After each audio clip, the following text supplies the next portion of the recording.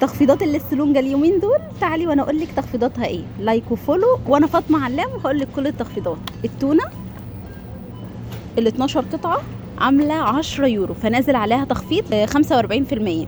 كانت عامله 18 على فكره، فدلوقتي بقت ب 10 يورو ال 12 قطعه. اللبن ال 4 لتر عامل 2 يورو 77، فنازل برضو 47%. ال 4 لتر من دول 4 وحدات عاملين 2 يورو 77. زيت الزيتون عامل 3 يورو 99، ودي ازازه زيت الزيتون اللتر على فكره عامله 3 يورو 99، عامله 4 يورو ونازله 52%. نوع الصلصه ده عامل 89%، 89 شنتزم النوع ده. العلبه 700 مللي. المكرونات بقى وديت احسن سعر ليها، هتلاقيها كيلو عامل 95 شنتزم، فنازله 48%. ده الكيلو كامل على فكره. في منها دي وفي منها الانواع التانية، يعني القلم، وفي كمان النوع القلم اللي هو الاطول واللي هي اسباجيتي، ففي منها كل الانواع وعامله 95 شنتزم بس. انا ما شفتكيش عملتي لي الفولو، فاتكي بسرعه على علامه الزائد عشان تعملي لي فولو وتتابعيني، عشان هنزل لك كل حاجه موجوده هنا في ايطاليا. وما تنسنيش انا فاطمه علام، ودي صفحه كل يوم في ميلان.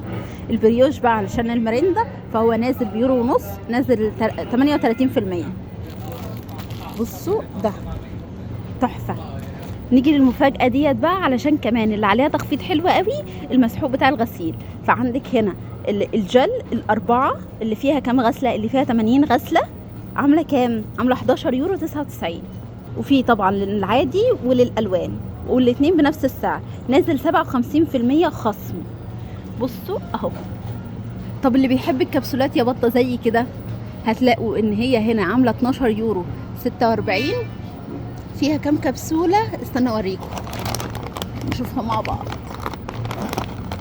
فيها 60 كبسوله، 60 كبسوله ب 12 يورو ونص.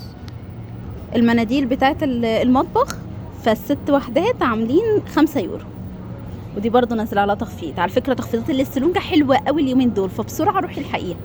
البامبرز للاطفال فهو هنا عامل 27 يورو 90، يعني في كام قطعه؟ 108 قطعه. ده رقم 5. في بقى الارقام التانية هتلاقي برضو عليها ارقام حلوه. يعني اقول لكم بقى على ايه الحاجات الانتجرال اللي ممكن تجيبوها. يعني المكرونات اللي لونها بني اللي بالحبه الكامله، تعالوا اوريكم كل الانواع اللي هنا.